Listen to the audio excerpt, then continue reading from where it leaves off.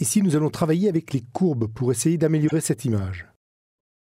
Je ne vais pas utiliser le réglage de courbe ici, destructif, mais bel et bien le réglage de la palette réglage, la courbe qui va intégrer un calque de réglage au-dessus de l'image et donc ne pas influer du tout sur l'original.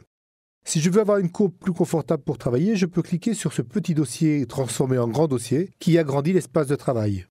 Ici, j'ai la possibilité de travailler sur l'image en prenant ce bouton et en cliquant et glissant dessus. Cela me permet de choisir l'endroit où se trouve le point et en glissant, je vais pouvoir modifier globalement la valeur de gamma de mon image.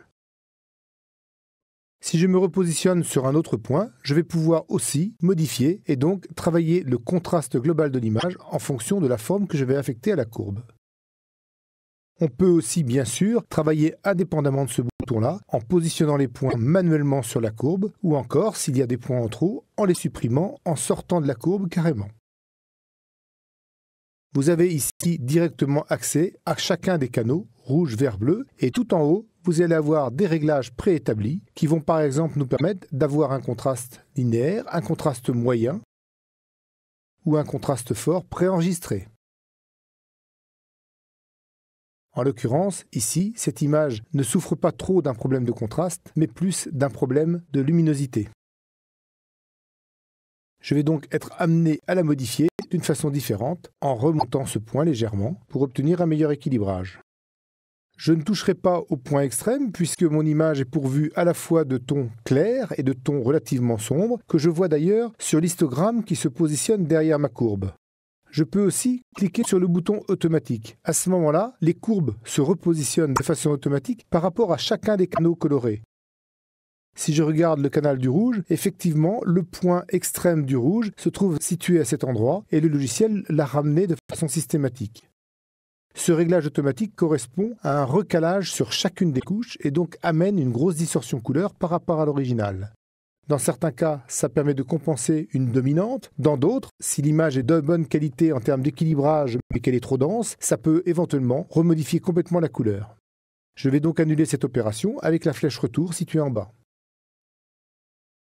Je retravaille donc mon image en termes de luminosité et je souhaite aussi la rééquilibrer éventuellement en termes de couleur. Pour ça, la pipette centrale ici va me permettre de déterminer l'endroit où je souhaite obtenir une neutralité absolue.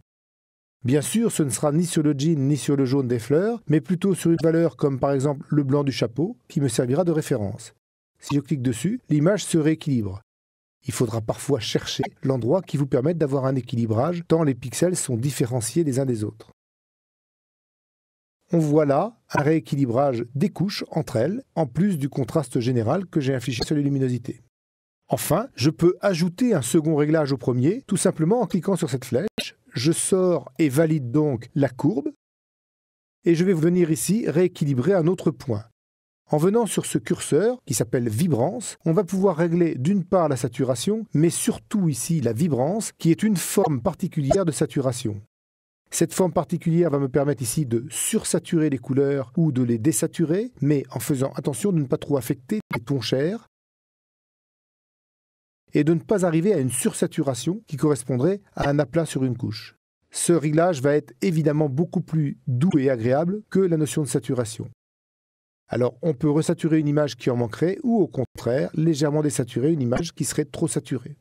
Le réglage en cours peut toujours être masqué en cliquant sur l'œil, ce qui correspond au travail sur le calque, peut être aussi analysé par un simple clic. Je clique sur cet œil, je vois avant, je relâche, après, avant, après, ce qui permet de juger de l'état du réglage actuel. Enfin, ici, je peux supprimer mes deux réglages pour voir l'image avant et l'image après l'ensemble des réglages cumulés.